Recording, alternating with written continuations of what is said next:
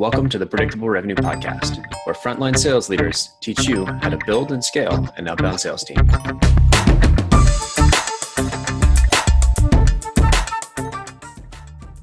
All right, welcome back, everybody. My name is Collin Stewart. I'm your co-host today. I'm joined by our first recurring guest, actually, backed by popular demand.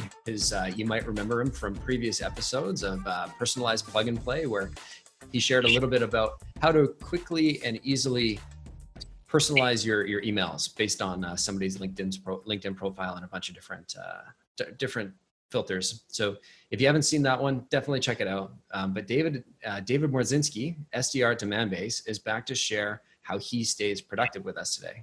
Welcome back to the show, David. Thank you for having me. Appreciate it. Make my parents proud. Yeah, of course.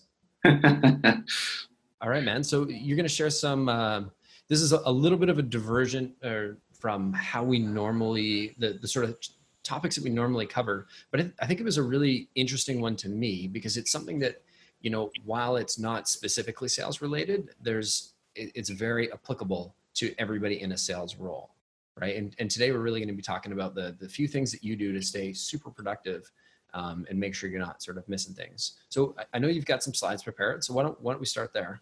Yeah, let me share my screen. Cool. And for those that are listening to the podcast and you can't see the video, that's okay. This is all in Google Sheets. I'm gonna just check out the show notes, and we'll have the link to this presentation in there for you. Awesome. And again, Collin, thanks for having me. And what we're going to go through today, it's applicable in a lot of different industries, but I think in sales, particularly, time is money. And really what we're going to go through is just how you're going to be able to do certain things to create more time in your day to do more. Okay. And what Bill Gates, his philosophy was he was going to get the laziest person at Microsoft to do the hardest task, because his thinking was that particular person is going to find the easiest way to get that job done. So my thinking is, because I work extremely hard, what if I can take my hard work, pair it with these time management hacks? What's going to end up happening, right? So what we're going to go through today are like the 7 things that I personally do that really allows me to hit my number every single month. Love it. Let's jump in. Yeah, for sure. Have you heard of the Eisenhower Matrix before? I've seen similar matrices like this, but I didn't realize it had come from Eisenhower. Neither did I.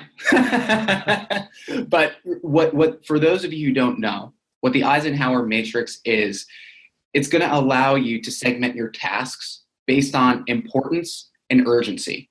And this is really going to help you with prioritization, knowing that you're working on the most important task at hand.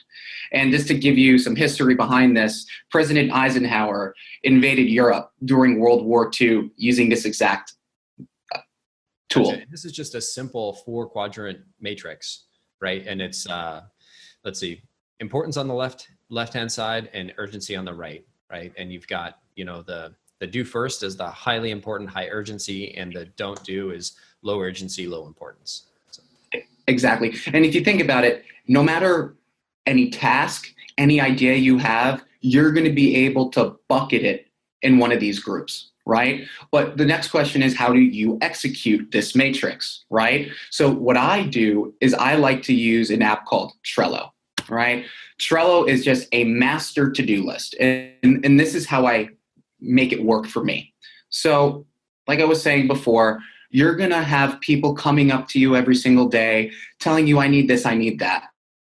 You're going to have the best ideas for work while you're at home and vice versa.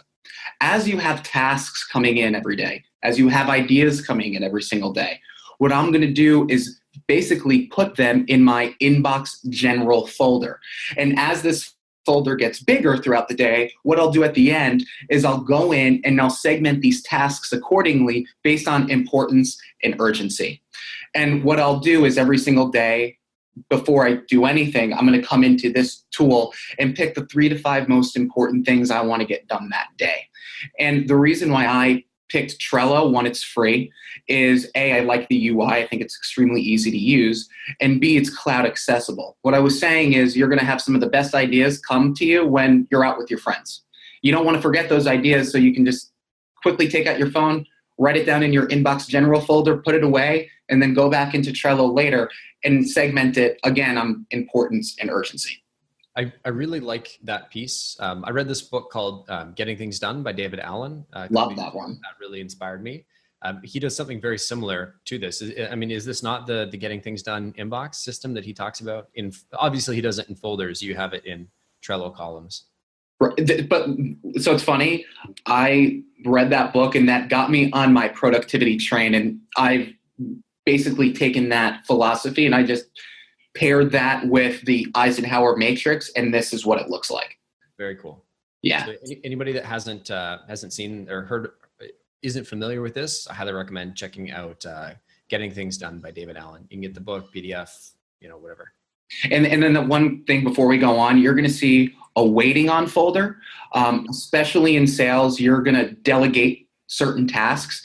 And I like to operate under extreme ownership, right? You can't just give somebody something to do and then have it be done. You need to have a waiting on folder. So if somebody forgets, which, we're all human, people are going to do that.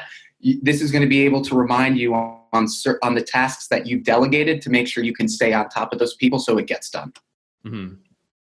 Cool. Love it. So the next thing that I do, and I think this is one of the most important things that you're going to be able to do to move the needle forward in your day, it's something called Pareto's Law. It's the 80-20 rule. And for those that don't know, what the 80-20 rule means is 20% of the actions you do are leading to 80% of the results.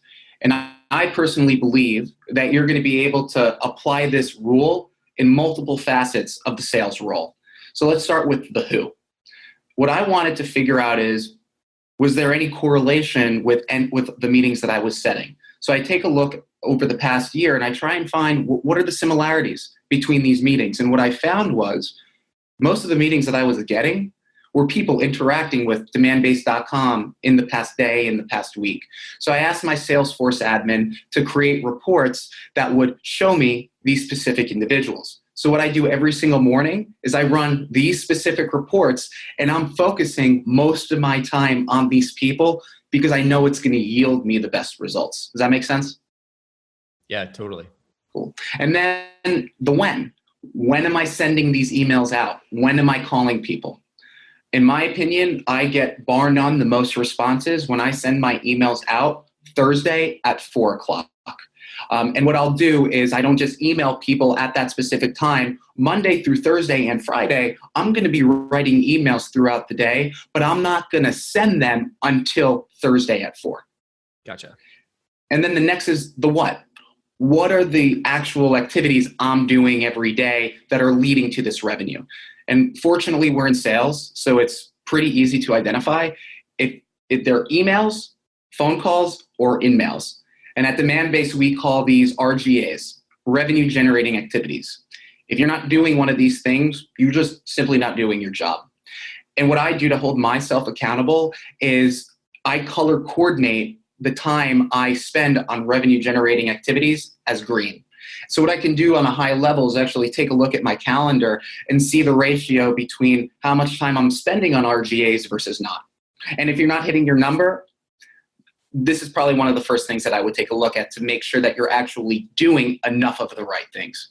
Mm-hmm. I actually recently started doing this myself, where I've got split between sort of recurring meetings like admin stuff and revenue generating activities because I lead a rep team. And it's been tremendously powerful when you look at your calendar because I do a weekly plan as well as a daily plan. And I can actually look at my week and say, okay, well, am I spending enough time focusing on each of my responsibilities to make sure I get things done?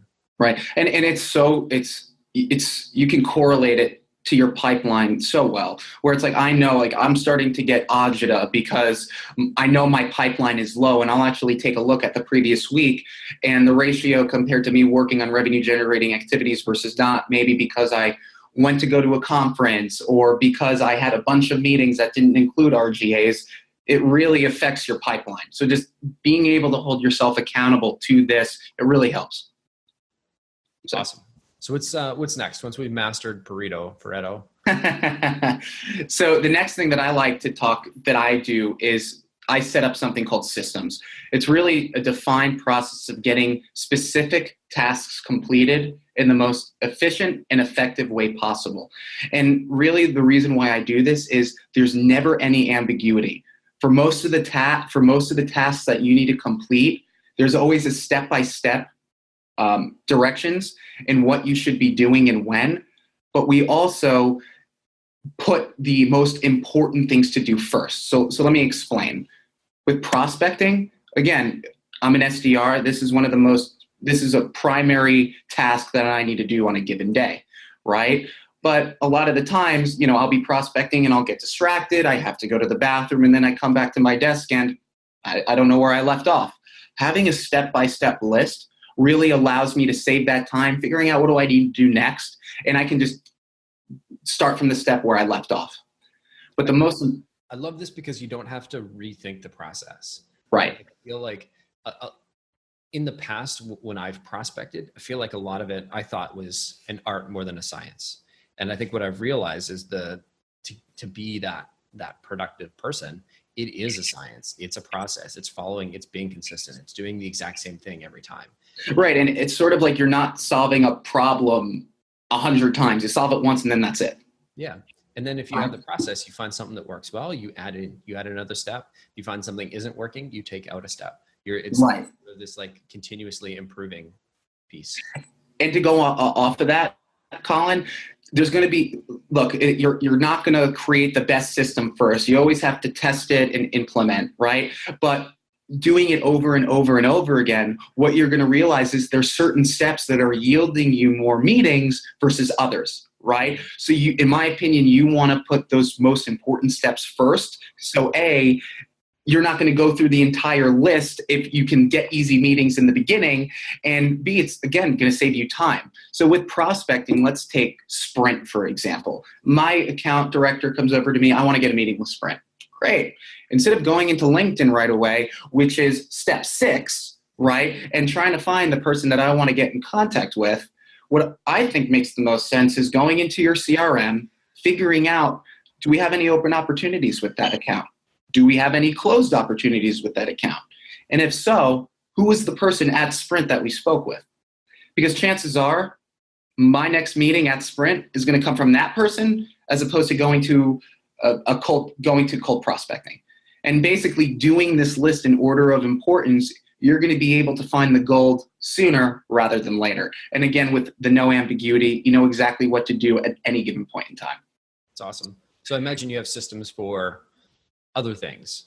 Yeah. So, and to go even a little bit deeper with prospecting, right? Depending on the size, the industry of the company, you're going to want to use certain Boolean searches depending on the company, right? This is in LinkedIn. This is in LinkedIn, correct, right? So what I'll do is I've created Boolean searches and I've saved it in Google Docs. So now let's just say going back to Sprint, I know that my person wants to get an ads meeting there and I know what industry and everything they're in. I'll basically go to the Boolean search and figure out the best one to use and copy and paste it. And that's going to save me time because I don't have to type it out every single time. And it's going to be most efficient because I know the best searches to use for a specific company, size, industry, etc. And again, we're not recreating the wheel every single time. You're just copying and pasting. Exactly. Very cool. Now, another system that I've created, and I think this is the most important one, it's my morning routine, right? So basically, David, the next step here is the systems. And I thought you were going to be a little bit less mature than obviously I am, but clearly you're a professional here. So the first 5 things that you do when you get into the office in the morning, why don't you just list them out so that we can, so everybody that is listening can know what we're looking at here. Yeah, for sure. So the first thing I'm going to do is go into my Trello, what we mentioned earlier, and pick the 5 most important things I want to get done that day. Next, I'm going to go into my hot reports, what we mentioned in Pareto's Law. I know when I run these reports, these are going to lead me to the most meetings. Mm-hmm. So then after picking the most important tasks and running the reports where are going to get me the most meetings, I'm going to go into my email sequencing tool and figure out how many outstanding emails I need to send to stay on top of my pipeline. Love it. After I do those three things, what I'll do is I'll go into my email and I'm really only going to respond to urgent emails. And I think it's really important to note, right? I will never check my email first thing in the morning because it automatically puts me in reactive mode. Making sure that, personally, I always check Trello first thing because I'm focusing on the things I need to get done that day. I know the things that I pick are going to be the most important things that are going to move the needle forward for me the most. And instead, I'll just save the email to the last part, figure out if there's any urgent emails I need to get to. 9 times out of 10, I don't have an urgent email I need to get to, close the email, and then execute my day accordingly. And I just have so much more confidence in executing that day the best way I can if I start out with these 3-4 steps. Yeah, I love it. I recently started, I used to keep my email inbox open, my Gmail open in a tab at all times. And I think every time I'd finish a task, I just go back to my Gmail and be like, I just want that little dopamine hit. And I'd click that little refresh button a couple of times. And, it makes you feel like you're being productive, but it turns out I wasn't actually being productive in that time, but I just had the illusion of productivity. Right. When I switched to being more intentional and sort of mapping out my week, mapping out what I'm going to do in the day, I found that in order to sort of accomplish all these things, I have to have my inbox closed so that I'm not tempted, so that I know if I have something that I need to send or I need to check, there is that. I have to do a little bit of work. Love what you're doing there. So yeah, and it's funny, Collin, because I'm an SDR, right?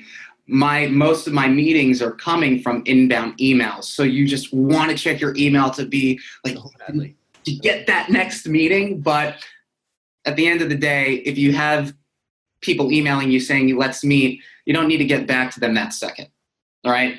Wait an hour, wait 2 hours, wait to answer your emails at the end of the day. Or it's basically don't check your email all the time, even though it's very easy to when you're an SDR. And it feels like you're being productive, but right. If they've already agreed to the meeting, they're not going to change their minds if you wait an extra hour. Right. Exactly. Cool. So once you've powered through the morning, what's next here? All right. So the next thing that I'd like to talk about, it's something called Cadences. For those of you who don't know, it's basically a series of steps over a period of time, right? And these steps include emails, phone calls, and in-mails. But what I've done is I've created sequences based on pain points. So at Demandbase, we have 5 different solutions to solve 5 different pains, right? And the reason why I do this is twofold.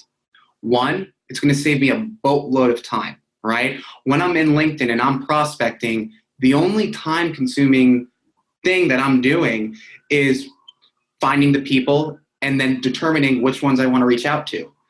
And then once I figure out how I want to segment them, basically, okay, so this is an ads person, I'm going to hit them with ads messaging. I put them in the sequence accordingly, my job's done, right?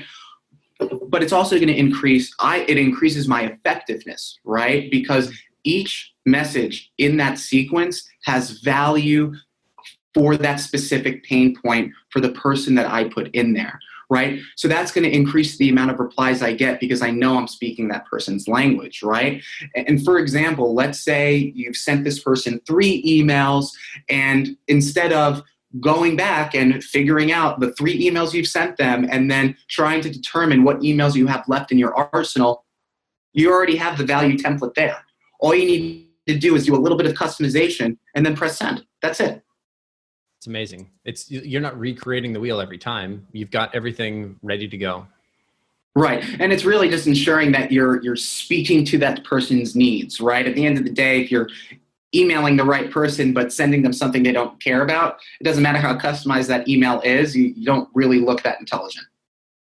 And it's sort of like idiot proofing your outreach. Love it. Yeah.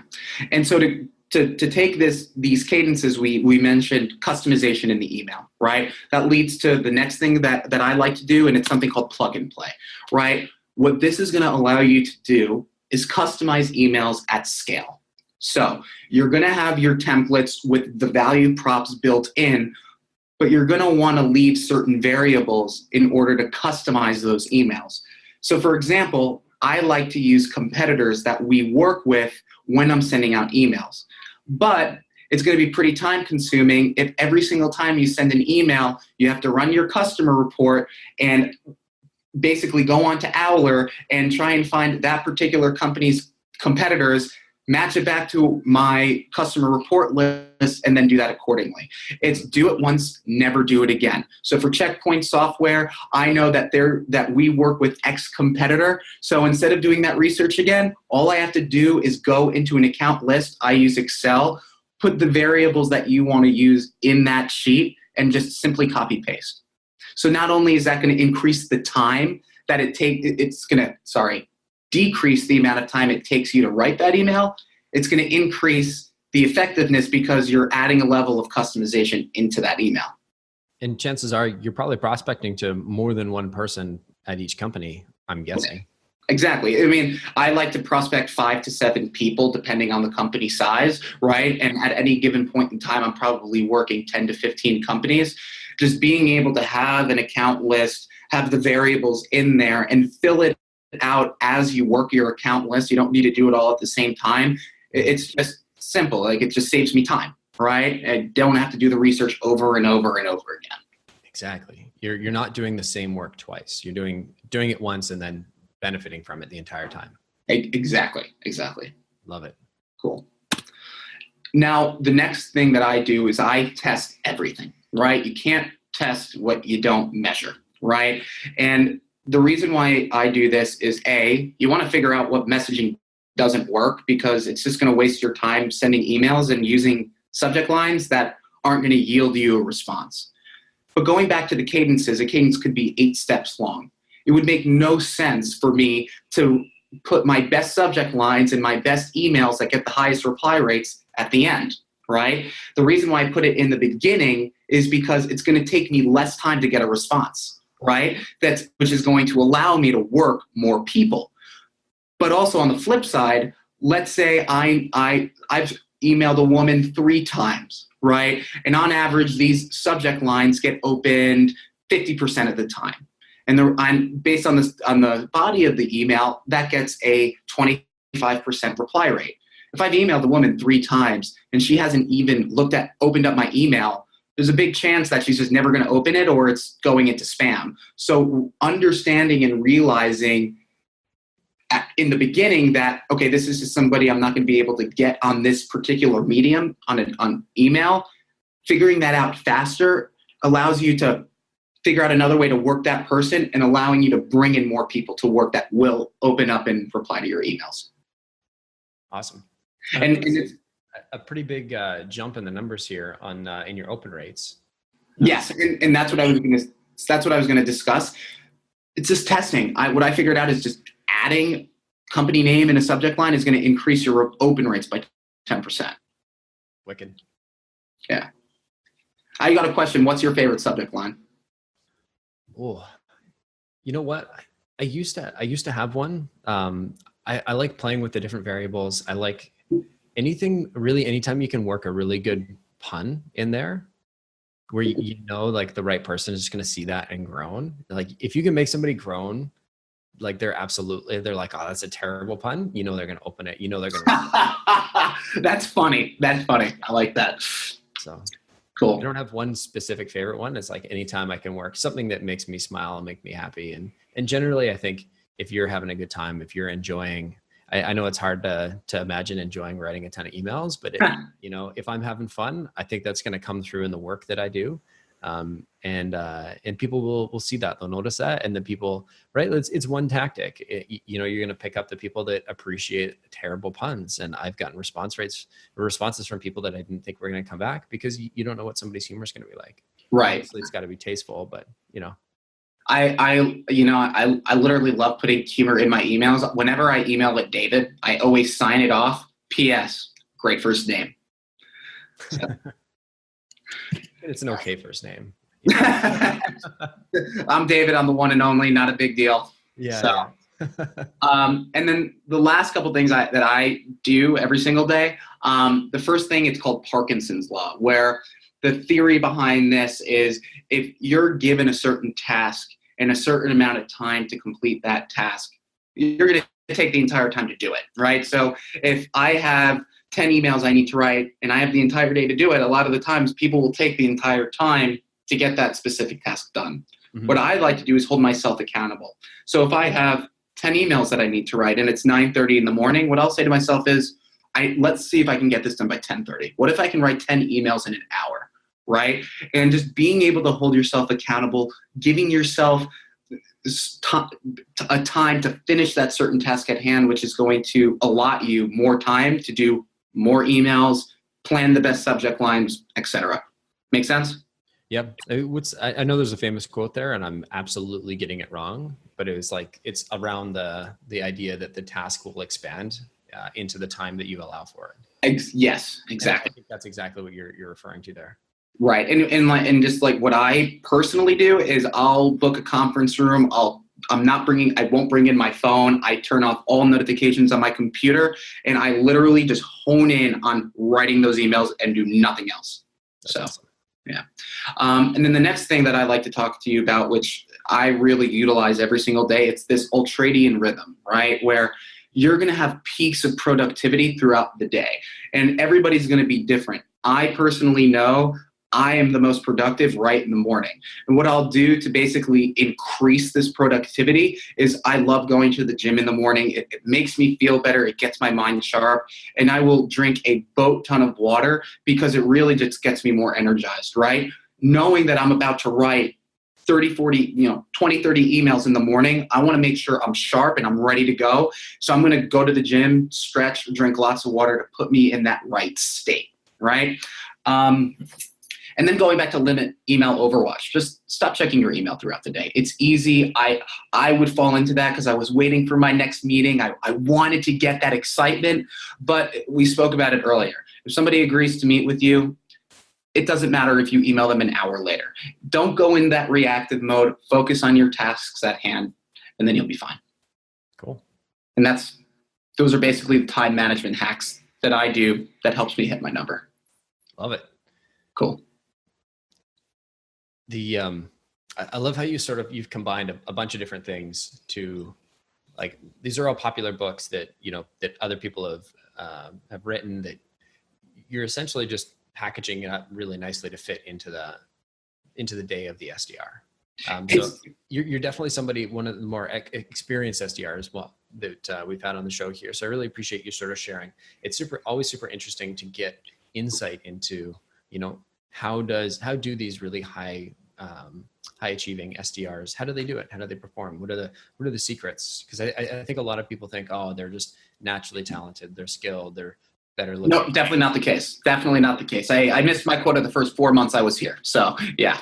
Gotcha. But it's funny. So Kevin Dorsey, you actually had him on the show, right? Great episode. He's awesome, right? But I just saw he posted something on LinkedIn about people love reading these productivity books, but it makes them feel better. They just can't take action on them, right? And to me, I like reading the self-help books, but I totally see what he's saying. It feels good, but how are you going to put that into action? And I just feel like, the best part about doing it is executing on the things you read about and seeing the results in real life, right? So to me, there's nothing more gratifying than that. It's not self-help unless you actually help yourself. Otherwise, it's just like thinking about self-help. Exactly. Still get that little dopamine hit, but yeah, exactly. Right on. Well, David, thank you for coming on the show again. This was fantastic. I feel like I learned a ton. So thank you. Collin, you're a gentleman, scholar, and wonderful human being. Thanks for coming on, David. Have a good one. All right. See ya.